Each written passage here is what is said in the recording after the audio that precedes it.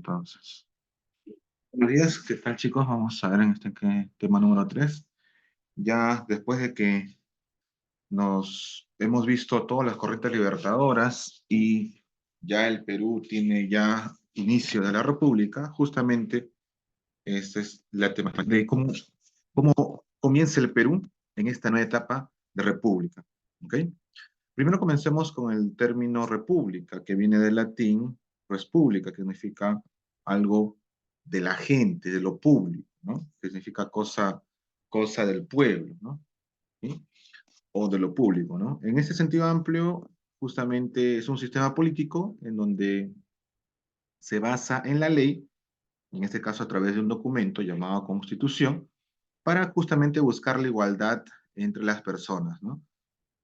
Correspondientemente. Esa es una república, ¿no? Se basa en una ley para que buscar la igualdad entre las personas, ¿no? En el caso del Perú, se tuvo ese fundamento. Adicionalmente, se buscaba lo que es la cooperación de los miembros, en este caso los miembros civiles, los republicanos, vamos a decirlo así.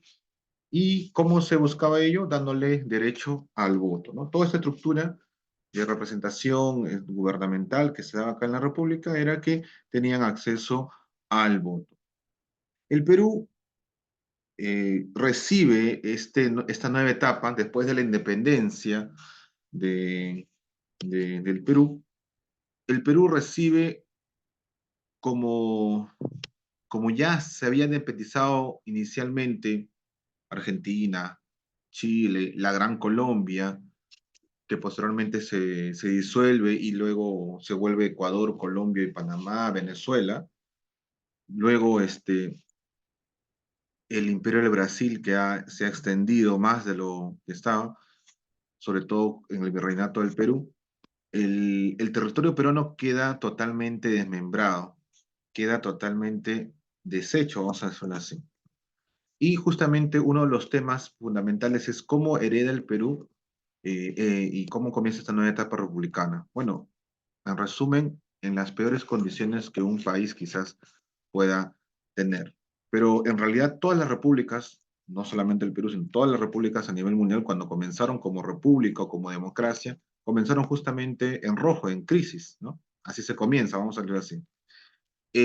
Perú no fue la excepción, Ecuador no fue la excepción, Colombia no fue, ni todos los países de Latinoamérica después de la independencia, al formarse su república, no escaparon de la crisis que se conllevaba. Pero esta crisis no solamente era económica, sino de todo tipo, a nivel político, a nivel territorial, a nivel social, etcétera, etcétera. A todo nivel era una crisis y el Perú no fue la excepción.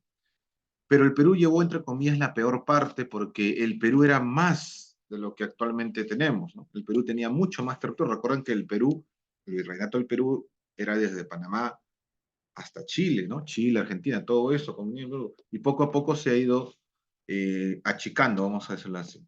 Ya para la etapa republicana, 1821 en adelante, 1824, 1825, donde se inicia todo esto, el Perú inicia, como le digo, en números rojos, comenzando con el territorio.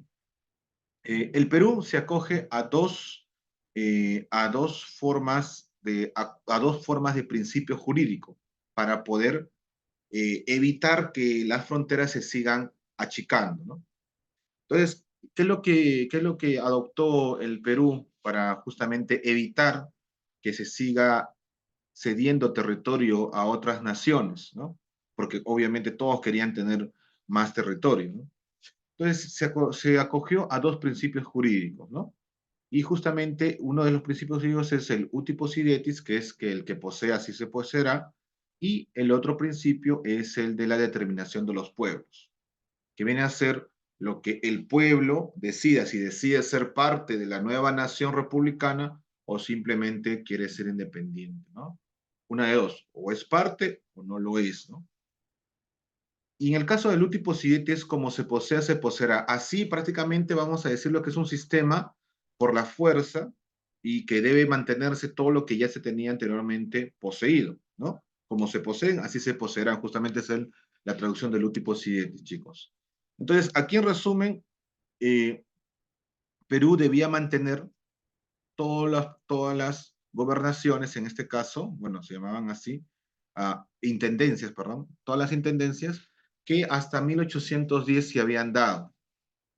¿Okay? Entonces, desde 1810 ya se comenzaron algunas independencias y por lo tanto Perú, como virreinato del Perú en aquel entonces, perdió territorios. Ahora, República del Perú recupera justamente 8 intendencias, ¿no? La de Trujillo, Tarma, Huancavelica, Huamanga, Puno, Arequipa, Lima y Cusco. Vean ustedes acá el mapa, esas eran las intendencias, ¿no? Incluyendo la de Maynas, ¿no? Muy parecido al mapa del Perú que tenemos ahora, ¿no? Es más grande, obviamente, ¿no? Obviamente es más grande. Mira, tenemos gran parte de Ecuador, lo que actualmente es Ecuador, ¿no? Eso era la intendencia de Trujillo, la intendencia de Maynas, todo lo que es la selva, Loreto, se tenía bastante parte de Colombia, ¿no? Lo que actualmente es Colombia. La intendencia de Cusco era una de las intendencias también más grandes, ¿no? La intendencia de Arequipa, miren ustedes al sur, era prácticamente todo hasta todo lo que es Chile y Bolivia actualmente, ¿no? Tarapacá, Arica, todo lo que con todas esas ciudades conformaban la intendencia de Arequipa. La intendencia de Lima es mucho más grande, la de Tarma igual, ¿no? Lo que actualmente es Junín, ¿no? ¿Ok? Esas intendencias las hereda el Perú a partir de este año 1810, la que estuvo hasta ese momento, y según este acuerdo, todo eso le corresponde al Perú. Y así se quedó a partir de ese momento, ¿no? El tratado correspondiente al Uti Possidetis, justamente lo establecía así. El segundo tratado que se acogió fue justamente la libre determinación de los pueblos, es decir, se respetaba la voluntad de los pueblos, vamos a decir, mayormente eran indígenas o aborígenes que no habían sido invadidos, pero que ahora que se forma la nueva república, se toma contacto con ellos y se le preconsulta si es que quieren ser parte de la república, de este nuevo estado o no, para poder tomar una decisión sobre ello, ¿no? Y gracias a esta libre determinación de los pueblos, muchos pueblos se acogieron al Perú y otros simplemente no lo hicieron. En el caso de que los que no lo hicieron mayormente eran de la selva, la parte de selva y la parte norte. Es por esa razón de que las primeras fugas de territorio fueron para el reino del Brasil, la parte selvática, parte para Colombia y parte para Ecuador. Netamente esos tres países recién formados, bueno, el Brasil no se llamaba Brasil, sino se llamaba Reino del Brasil, ¿no? Colombia y Ecuador sí, se empezó a llamar lo que era la Gran Colombia antiguamente, y a esos tres países principalmente se decidieron unir varios pueblos bajo de esta denominación, la libre determinación de los pueblos. ¿Ok? Empezó a este territorio que vemos acá a disminuir, a disminuirse, ¿no? Principalmente por la zona de Brasil, Colombia y Ecuador. Muy bien, entonces, en resumen, nuestro territorio peruano, que estaba hasta antes de la independencia, o sea, en el virreinato, que era desde Panamá hasta el sur de Chile, se vio reducido a estas intendencias, 8 intendencias según el Tratado de Uti Possidetis. ¿Ok?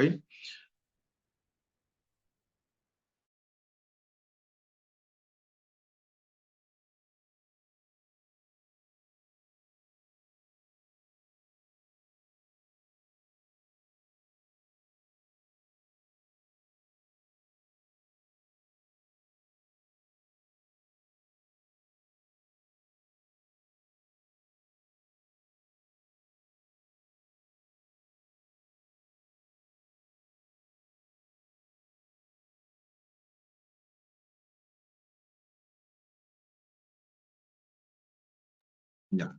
Muy bien, disculpen la interrupción. Ok, entonces ahora vamos a ver prácticamente cómo se ve el Perú después de la parte territorial ya hemos visto. Ahora vamos a ver lo que es la parte interna, netamente el manejo administrativo. Estamos hablando de la estructura política. En resumen, hubo inestabilidad política. Todo mundo quería tener un beneficio. En este caso, los caudillos militares, que eran los que participaron, los jubilados, vamos a decir, de la batalla de Ayacucho y Junín, se creían con el derecho de gobernar el país por el simple hecho de haber libertado al país. Entonces hubo esa crisis política, era mantenerse, muy difícil mantenerse en el poder las autoridades, el, el, el Congreso de la República En aquel entonces no podía tomar muy buenas decisiones porque había motines, los militares se alzaban en armas, inclusive ellos querían gobernar. Y justamente ante tantos conflictos internos, el, el Perú logra ser gobernado por primeros militares de lo que fueron los de la batalla de Ayacucho y Junín, y ahí justamente surge lo que es el primer militarismo, que es lo que vamos a ver en el tema número 4, ¿sí? ¿Ok? Pero en esta etapa hay conflictos internos, ¿no? No había un Estado de Derecho correspondiente, no había, no existían partidos políticos, recién se formaban los primeros partidos políticos, ¿no? Y justamente había una crisis social. Recuerden que recién estamos iniciando como una nación, como una república. Entonces, había un desorden total. Políticamente hablando, en resumen, había inestabilidad política y los militares querían coger el poder, sobre todo los militares todos los que lucharon en Ayacucho y Junín se creían con el derecho de tomar el poder por haber sido libertadores, ¿no? Parte del ejército libertador, ¿no? Del Perú. Y para terminar, en lo que es la parte económica, resumidas cuentas, somos una nación que estamos comenzando en esta etapa. La crisis económica era obviamente lo lógico que se iba a comenzar, ¿no? Había una crisis comenzando por la deuda hacia otros países, ¿no? Una de las primeras deudas fue la deuda de la independencia, o sea, teníamos que pagar por haber sido liberados, por haber sido independizados. Otra deuda y la cual una de las más grandes fue la deuda que se le debía a España. Profesor, ¿cuál es esa deuda? La que el Perú adoptó después de la capitulación de Ayacucho. ¿Recuerdan? La batalla de Ayacucho, se ganó la batalla de Ayacucho, se consolidó la independencia propiamente dicho, pero la capitulación de Ayacucho decía, aparte de que se reconoció la independencia de no solamente el Perú, sino de América, de que se le debía pagar una indemnización a los españoles. O sea, prácticamente era una burla esta capitulación. O sea, habías ganado la guerra, habías ganado esta batalla, pero tenías que pagarle al perdedor, ¿no? En este caso a España. Justamente de este detalle, España empezó a cobrar, ¿no? O sea, ni bien se independizó las colonias, España empezó a querer cobrar esta deuda de la capitalización de Ayacucho, ¿no? Y también fue pretexto para futuras invasiones, ¿no? Por no querer pagar la deuda, ¿no? Y ya comenzábamos con deuda externa. Antes de ser una nación, prácticamente ya teníamos una deuda externa, ¿no? Eso es lo que se le conoce como el déficit fiscal. No hay, ahí todo está en rojo. En resumen, es eso, ¿no? La, la deuda externa empezó a crecer porque el Perú empezó a endeudarse. ¿De dónde sacaba ese dinero el Perú para pagar las deudas iniciales? Justamente de Inglaterra. Inglaterra empezó a prestarle al Perú y justamente empezó la deuda externa a incrementarse. Además, la corrupción al interior empezó también a lo que es a acrecentar la deuda interna, ¿no? La deuda interna. Es decir, el dinero que llegaba de Inglaterra, justamente al momento de ser repartido para el gobierno peruano, para la República Peruana, no llegaba completo, ¿no? Lo que sucede actualmente, inclusive hasta el día de hoy. Obviamente los gobernantes corruptos se agarraban una buena tajada y solamente dejaban para el presupuesto nacional muy poco o a veces nada o a veces en negativo, ¿no? La República siguió acuñando monedas de oro y plata para poder, entre comillas, poder solventar esta crisis, ¿no? Pero esta crisis también era propiamente creada por las autoridades corruptas, ¿no? Eso justamente hasta el día de hoy sucede, ¿no? Pero en aquel entonces, comenzando, era totalmente indiscriminado este tipo de corrupción, ¿no? Llegaban millones y millones de libras esterlinas, que era lo que prestaba Inglaterra para poder salvaguardar la nueva independencia, ¿sí? No solamente le llegaba al Perú, ¿no? Inglaterra prestó a Chile, prestó a Argentina, prestó a Ecuador, empezó a prestar a estos nuevos países independientes para justamente luego eh, condicionarlo, ¿no? Al pago de esta deuda externa, no solamente al Perú, sino a varios países, ¿no? Y que hasta el día de hoy, chicos, tenemos una deuda externa también con Inglaterra, hasta el día de hoy, ¿no? Siendo ya lo que es la famosa deuda externa. Tenemos todavía deudas con el Banco Mundial y también con el propio país de Inglaterra, hasta el día de hoy. La población bueno, se hizo un censo, el censo de 1827, recuerden, 1821 la independencia, 6 años después de este censo, resultando de que la población era de 1.500.000 habitantes, en resumidas fuerzas, había un crecimiento anual del 0,5% o 0,6%, y así se tenía justamente la población distribuida, ¿no? Cerca del 90% era rural, el 61% de las poblaciones eran indígenas, y algunas provincias importantes como Junín, Ayacucho y Cusco albergaban un porcentaje importante también de la población, no solamente Lima. Ahora, para terminar esta parte, se tuvo bien marcado lo que es la clase social. Estuvo bien diferenciado y esto comenzando desde inclusive de la forma de vestir, la forma de comportarse, la forma de actuar. Los criollos fueron, entre comillas, los más beneficiados porque ellos subieron de categoría, vamos a decirlo así, porque eran gente libre al momento de la independencia, y los esclavos se priorizaron, el indígena también. Pero estas clases sociales justamente hacía una división bien marcada. Uno de ellos, los blancos, que eran los criollos, ¿no? Luego el pueblo, que estuvo formado por blancos sin título, ¿sí? Los blancos, propiamente dicho, son aquellos hijos de españoles o hijos de criollos que son nacidos acá en Latinoamérica, en este caso en el Perú, que tienen títulos, tienen alguna fortuna que han heredado. Y hay blancos que no tienen ningún título, ellos son partes del pueblo, ¿no?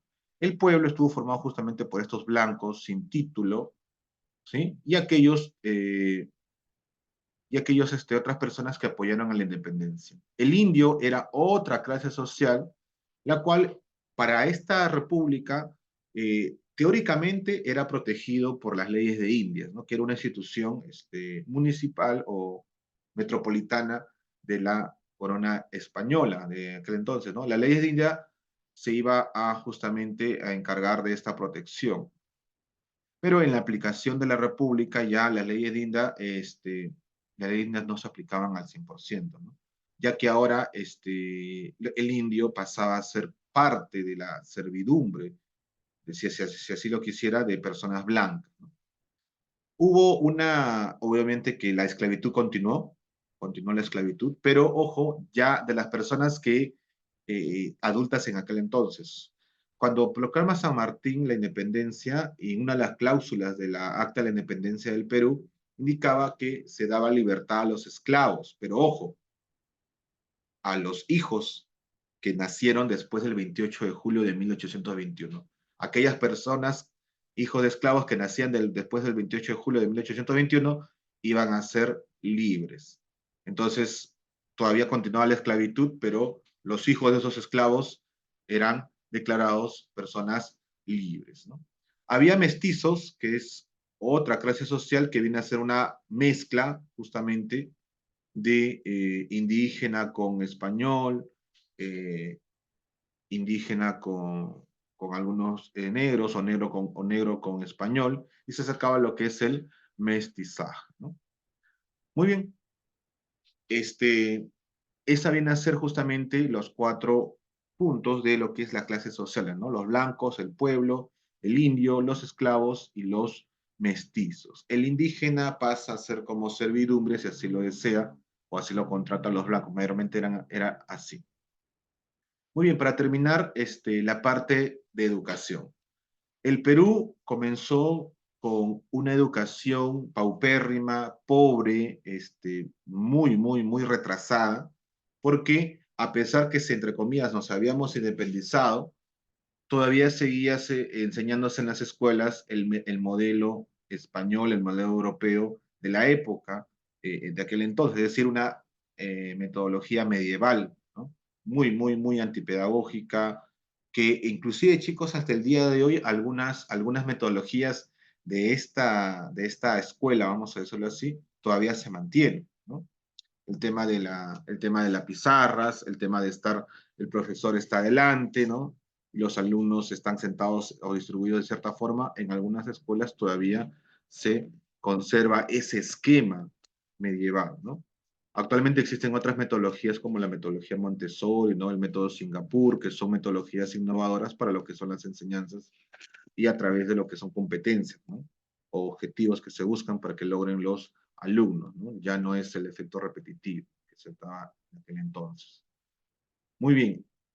En resumen, la educación que comienza en la República es pobre, medieval, atrasada, y justamente el método europeo este, se actualiza y se empieza a enseñar en el Perú.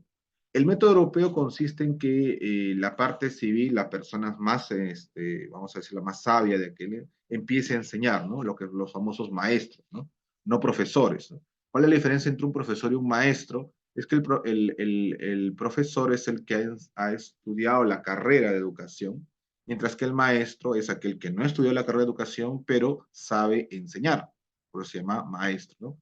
No es profesionalmente hablando un educador, pero sí en la práctica educa.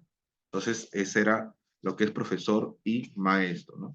Y el método europeo indicaba de que ya los maestros, o sea, personas civiles, enseñaran en las escuelas, dando así paso a que la iglesia ya no sea la que tuviera el privilegio de controlar la educación, porque hasta antes solamente los clérigos, es decir, los párrocos, los padres, ¿no?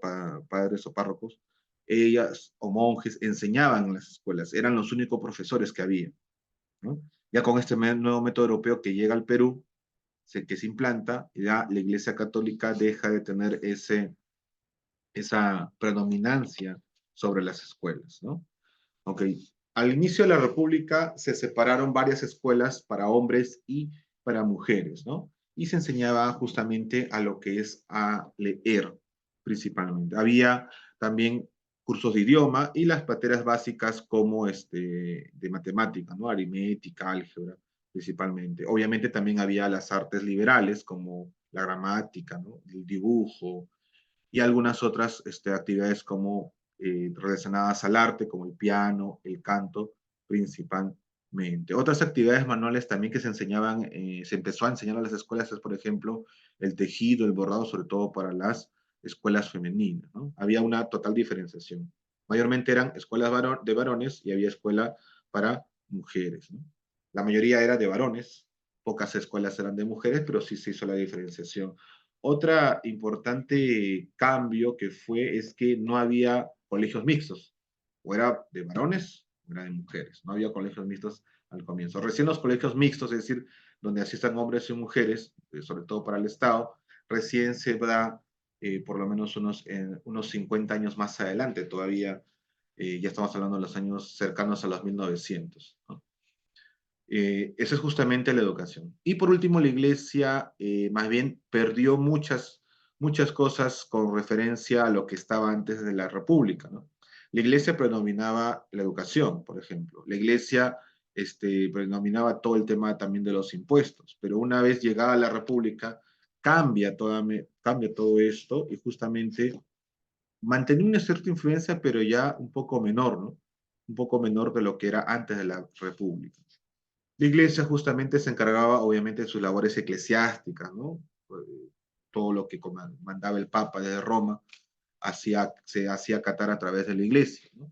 Pero en la intervención social, como el tema de la educación, la intervención política, para ver algunos aspectos como de lo que son consejerías, ya no se iba a dar, ¿no? Ya no se iba a dar por parte de la iglesia en esta nueva etapa republicana. ¿Ok? Muy bien, chicos, por favor, su micrófono para poder dar rápidamente las respuestas. No sin antes de ello voy a tomar asistencia. Entonces voy tomando asistencia, hacemos un resumen rápido.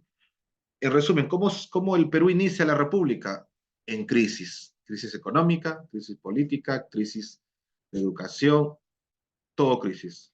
Pero no es que sea por ser Perú sea el peor. Todos los países iniciaron así, todos sin excepción. Argentina, Chile, Colombia, todos iniciaron con justamente con déficit, tanto económicamente, fiscal, etcétera, etcétera, etcétera, ¿no? Etcétera, etcétera, etcétera. Muy bien. Asistencia.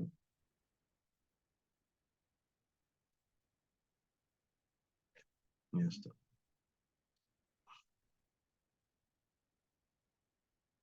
Listo. Comenzamos entonces, por favor participen, ya sea micrófono o a través del chat, chicos, ¿ya? Para terminar. Está sencillo, más que todo es leer. Dice acá, durante los primeros años de la República, si bien no existió un presupuesto que nos indicara claramente el ordenamiento fiscal de Estado, no es menos cierto que la mayor parte del erario nacional, el erario viene a ser la cantidad de dinero que se tiene, ¿no? Se dedicaba al, dice, burocracia civil, protección del guano, ejército, obras públicas, consolidación de la deuda interna, para, o sea, Obras públicas. ¿perdón? Obras públicas. Obras públicas, sí, se dedicaba a eso, exactamente, obras públicas. ¿Quién me contestó? Eduardo, muy bien.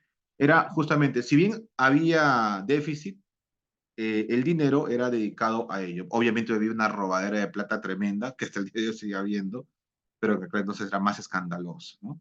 Este, mayor parte del área nacional se dedicaba justamente a obras públicas. Ese era el principio, ese era el principio, esa era la teoría, ¿no? Ese era teóricamente hablando, ¿no? En la vida real se hacía la obra, pero se robaba bastante, se robaba bastante. Hasta el día de hoy sucede. Prácticamente no ha cambiado en ese aspecto mucho. Dice, dos, terminadas las guerras de independencia, se mantuvo el régimen político, la estructura fiscal, el territorio colonial, el poder jesuita, la unidad política. Aquí hay que tener cuidado porque eh, justamente después de la independencia, o sea, ya cuando éramos una república, cambia todo en aspecto económico porque no hay plata, en aspecto social, bueno, las clases sociales, en aspecto político, un desorden, una estabilidad política, ¿no? Pero acá dice, terminadas las guerras de independencia, se mantuvo, ¿qué es lo que se puede haber mantenido acá en ello? ¿Qué es lo que se puede haber mantenido? ¿Qué es lo que se mantuvo justamente en ello? ¿Qué podría ser? El régimen político se mantuvo, es decir, ¿hubo estabilidad política? Pues, comenzando por ahí, no. La estructura fiscal, eh, sí, eh, sí. El territorio colonial al 100% no se mantuvo. Colonial. El poder jesuita no tiene nada que ver acá, esto es de la iglesia, básicamente. Y la unidad política, mucho menos, porque no había unidad política en realidad, ¿no? Era, todo querían hacerlo. Entonces, la A, la B y la C, si bien no son respuestas, vamos a decirlo, fuertes, pero son las únicas que tres que quedan, ya que el poder jesuita y la unidad política es ilógico que sucediera acá, no había esta unidad política, vamos a verla así. Entonces, entre la A, la B y la C está. ¿Cuál sería una de las más fuertes, vamos a decir, la menos débil, vamos a decir, de respuesta que hubo? Dice, terminar las guerras de dependencias que se mantuvo, ¿no?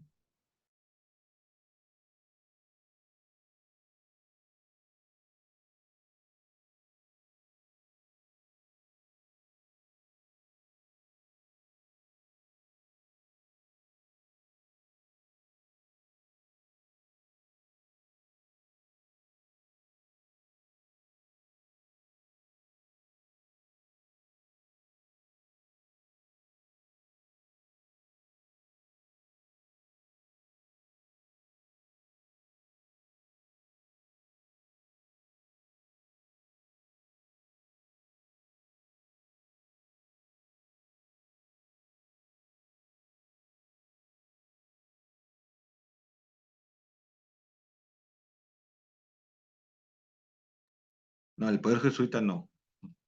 No, Ilexo. ¿Qué es lo que se mantenía? El régimen político cambió, el territorio colonial cambió. Lo único que podría subsistir es que haya una estructura fiscal. La estructura fiscal se mantiene, pero bueno, hay déficit, pero se mantiene una estructura fiscal. Es decir, quien hace ciertos parámetros en la parte justamente económica. Tres, la independencia del Perú no podría ser considerada como una revolución debido a que no modificó las estructuras. modificó a ver, que no modificó, ¿qué no modificó? Culturales y virreinales lo modificó, no puede ser la E. Políticas y constitucionales podría ser porque es Profe, una económicas sociales. económicas. Económicas sociales lo modificó, sí, sí modificó. Lo que está diciendo que no modificó, o sea, prácticamente que siguió siendo lo mismo, a pesar de que se fue la independencia, ¿no? Hubo crisis, seguía habiendo crisis económicas, sí, y sociales, seguía habiendo rasgos sociales, sí, se podría decir que sí, prácticamente no hubo, en realidad sí hubo cambio, pero no tanto. En realidad en todo hubo cambio, pero vamos a decir lo menos cambiante, justamente como dice su compañero, sería la C. Porque sigue habiendo clases sociales, a pesar de que fue la independencia, seguía habiendo los blancos, los criollos, los mestizos, los indios, seguía habiendo rasgos sociales. A pesar de la independencia, seguía habiendo crisis económica, seguía habiendo crisis política. O sea, no se modificó prácticamente esta estructura, ¿no? Seguía siendo... muy bien. 4. Pues la 3 es la C. 4. Eran en realidad los verdaderos héroes de la guerra de independencia. ¿Quiénes eran los verdaderos héroes de la independencia? ¿Mm? A ver, ¿La pensión de montoneros? claro, supuestamente, oficialmente eran los militares que participaron, ¿no? Pero ellos eran simplemente, vamos a decirlo, comandantes, aprovechadores de la situación. Los campesinos montoneros son los que fueron a la guerra, ellos son los verdaderos héroes de esta independencia. ¿Qué tal si no había campesinos montoneros? Esclavos también fueron a la guerra para luchar por la independencia. 5. Para subsanar él se impuso la contribución indígena. La contribución indígena. La contribución indígena es un pago, ¿no? Entonces, para subsanar el déficit fiscal o, la, o, la, La E, o el pues. déficit económico, ¿no? Apogeo económico no puede ser bonanza, no, estabilidad no, superávit, superávit significa que hay más dinero. En cambio, el déficit hay menos dinero. Superávit significa que hay más, ¿no? Todos son positivos, positivos, menos la E, ¿no? Y justamente la E habla de algo negativo, ¿no? Y justamente la pregunta es, justamente es algo acerca de un aspecto negativo. 6. Los países hispanoamericanos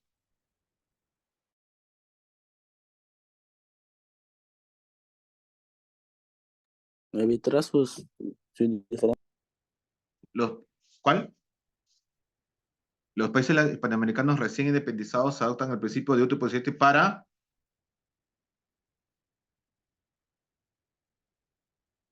¿cuál sería? La C, la C. ¿Promover la integración? No. El último siete es fronteras, el último siete es lo que posees, es lo que tienes, y por lo tanto ya estableces algo propio, ¿no? Dice, según el principio deberían mantenerse los límites virreinales de 1810 bajo este proceso, o sea, deberían mantenerse las fronteras, ¿no? Definir Deberían frontera. mantenerse las fronteras. Por lo tanto, eh, Definir. es definir, exactamente, definir fronteras, ¿no? Fomentar la libre determinación es que si te hubieran preguntado justamente la libre determinación, que es lo que tú escoges, ¿no? Es la letra B en este caso. 7. Fue la clase social que logró ascenso con la obtención de tierra de los indios, decayendo el latifundismo y los gamonales. En este caso, obviamente, es la aristocracia limeña, los blancos, ¿no? Los blancos, los blancos. La clase media no existía. El término clase media todavía es más adelante con la industrialización. Los negros, mestizos y pueblos no. Prácticamente todo siguió igual. El pueblo siguió siendo pobre, el indio siguió siendo indio, el negro siguió siendo esclavo, el mestizo siguió siendo ignorado, pero el que, entre comillas, mejoró un poco fue el blanco, ¿no? Que justamente obtuvo el blanco con títulos. A ese término blanco con títulos, es una persona con estos títulos, con esta herencia, se llama aristocracia. En este caso, principalmente la de Lima, la aristocracia limeña. ¿No? 8. El territorio de Jaén se integró a Perú luego de la independencia a través del A. Jaén. Jaén ¿Profe es la E, la profe? parte de la selva. ¿Profe la E? Bueno, la libre, la cesión con Ecuador, ¿no? Territorio de Jaén, pero en este caso, a ver, no, no es tan, si bien pertenecía Acá está. La provincia de Jaén juró su independencia por el Perú. Entonces se separó de la audiencia de Quito de la misma manera sobre la que basa este principio Guayaquil. Listo. O sea, ¿qué tuvo que hacer? La libre determinación de los pueblos, ¿no? Estuvo de Guayaquil, Ecuador. Acá. ¿Sí? El Tratado de Jaén se integró en Perú luego de la independencia a través del libre determinación de los pueblos, sería. No fue cesión con Ecuador. O sea, no hubo una reunión, en realidad. Jaén determinó ser parte de Perú. Libre determinación de los pueblos. Ellos eligen ser parte de un territorio. En este caso, Jaén decidió ser parte de Perú. 9. Después de la independencia, la economía del peruano fue, dice acá, después de la independencia política, la dependencia económica fue con Inglaterra. Todo se le pedía prestado a Inglaterra. ¿Sí? Todo se le pedía prestado La a C. Inglaterra. Muy bien, Rosa. Y 10, con respecto al trato hacia el indígena, existían relaciones de, a ver, La C, profe. La C. a ver, aquí la pregunta les digo que es ambiguo, es un poco ambiguo. Puede ser la C, puede ser la D en lo que es la realidad, y puede ser la A teóricamente hablando, ¿sí? O sea, en papeles decía que con la nueva república el indígena tenía que ser incluido y era una persona más, un poblador más. O sea, había una inclusión. Eso era teóricamente hablando. La A, profesor. Ojo, eso es teóricamente hablado, pero en realidad, obviamente que pasó a ser no esclavo, sino servidumbre. Sería un aspecto de servidumbre. Eso fue en la vida real. Ahora, profesor, ¿cuál contesto? ¿Lo real o lo teórico? ¿No? Esta es una pregunta, como le digo, ambigua. Vamos a corroborar lo que dice acá, miren, acá justamente en la parte social. Acá dice, el indio, que había sido protegido por la ley de Indias, o sea, antes del virreinato, se tuvo más a la merced del blanco debido a que se le permitió vender sus tierras, las que fueron adquiridos con artimañas por los blancos. Es decir, no fue protegido. ¿No? Teóricamente debió ser protegido, pero este caso fue un abuso. No fue esclavo, básicamente, fue un tema de servidumbre, ¿no? Con respecto al trato hacia el indígena existían relaciones de servidumbre, ¿no? No había igualdad, no había esclavitud, no había inclusión, eso era teórico, ¿no? Estamos viendo más que todo, esclavitud no, esclavitud fue con los negros, ya no con los indígenas, ¿no? Esclavitud fue con los negros, ¿no? Servidumbre, más que todo, ¿ok? Muy bien, chicos, entonces la tarea, preguntas básicas y la lectura de su evaluación con un análisis estadístico que tiene que hacer de este cuadro. Ok, chicos, gracias por su asistencia. Nos estamos ¿Cuál era la tarea? viendo. Actividad de ¿Ah? extensión de... Sí, y Lexon, Rosa, todos los que han participado. Listo, chicos. Nos vemos. Pasen al siguiente cruce, ¿ya? Cuídense, ¿ya? Nos estamos viendo. Profe, ¿cuál es la tarea? Sí, acá está la tarea, en la misma ficha. Las 4 preguntas y la actividad de evaluación, que es la lectura junto con el análisis estadístico. Está en la ficha que mandó en el grupo, ¿sí? Ya, Está en el WhatsApp, ¿ok? Listo, listo. Cuídense. Hasta ya, luego. profe. Nos vemos, chicos. Gracias por su atención.